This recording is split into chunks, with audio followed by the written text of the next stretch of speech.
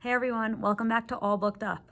Let's see what's happening with our new character Mig in The Tale of Despereaux as we continue on with chapter 27 called A Wish.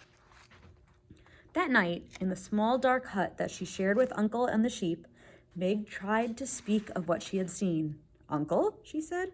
I saw some human stars today. How's that? I saw them all glittering and glowing, and there was a little princess wearing her own crown and riding on a little white tippy-toed horse. What are you going on about? Said Uncle. I saw a king and a queen and an itty-bitty princess, shouted Mig. So? Shouted Uncle back. I would like, said Mig shyly. I wish to be one of them princesses.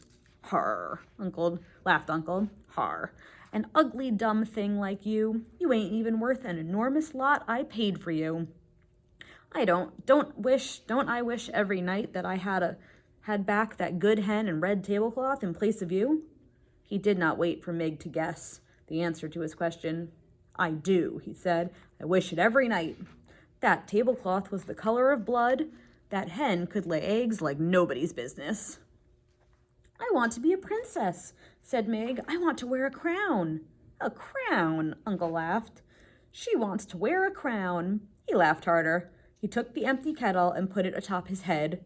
Look at me, he said. I'm a king. See my crown?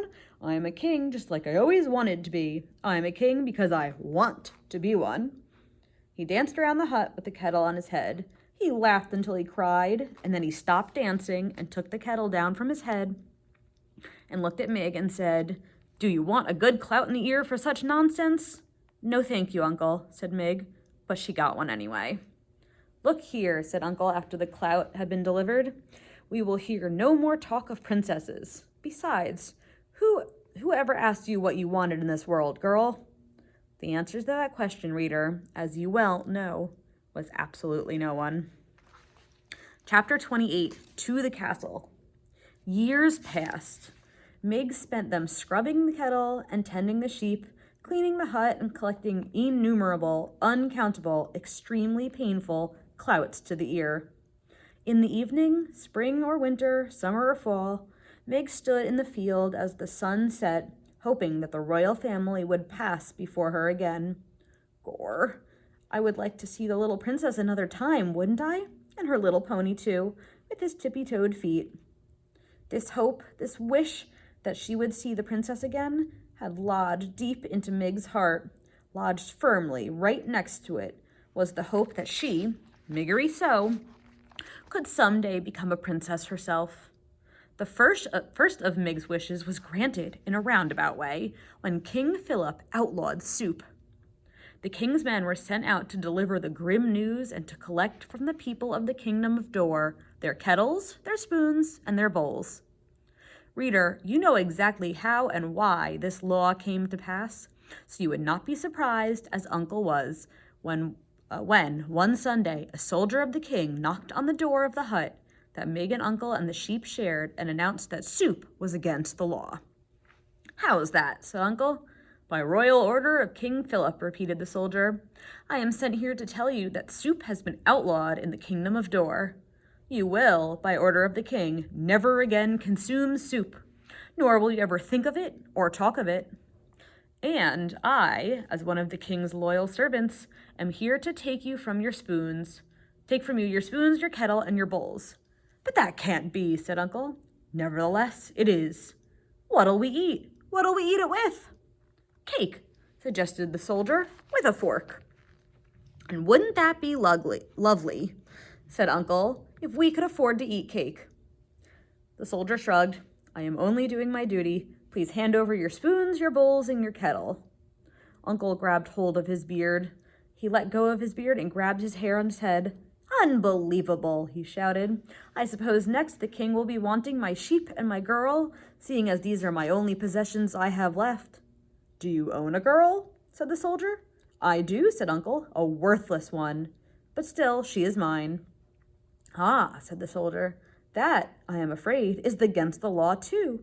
No human may own another human in the kingdom of Dor. But I paid for her fair and square, with that good laying hen and a handful of cigarettes and a blood-red tablecloth.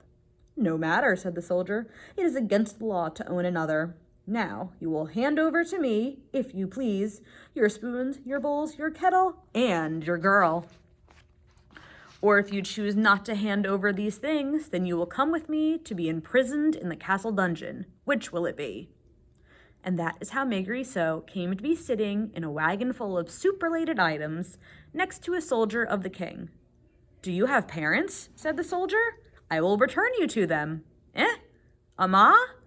Shouted the soldier. Dead, said Meg. Your pa? Shouted the soldier. I ain't seen him since he sold me. Right. I'll take you to the castle then. Gore, said Meg, looking around the wagon in confusion. Do you want me to paddle? To the castle, shouted the soldier. I'll take you to the castle. The castle? Where the itty-bitty princess lives? That's right. Gore, said Meg. I aim to be a princess too someday. That's a fine dream, said the soldier. He clucked to the horse and tapped the reins, and they took off. I'm happy to be going, said Meg, putting a hand up and gently touching one of her cauliflower ears. Might as well be happy, seeing as it doesn't make a difference to you or anyone but you if you are not, said the soldier. We will take you to the castle, and they will set you up fine. You will no longer be a slave. You will be a paid servant. Eh? Said Meg. You will be a servant, shouted the soldier, not a slave. Gore, said Meg, satisfied. A servant I will be, not a slave. She was 12 years old. Her mother was dead. Her father had sold her. Her uncle, who wasn't her uncle at all, had clouded her until she was almost deaf, and she wanted, more than anything in the world, to be a little princess wearing a golden crown and riding a high-stepping white horse. Reader, do you think that it is a terrible thing to hope when there really is no reason to hope at all? Or is it, as the soldier said about happiness, something that you might as well just do, since in the end it really makes no difference to anyone but you?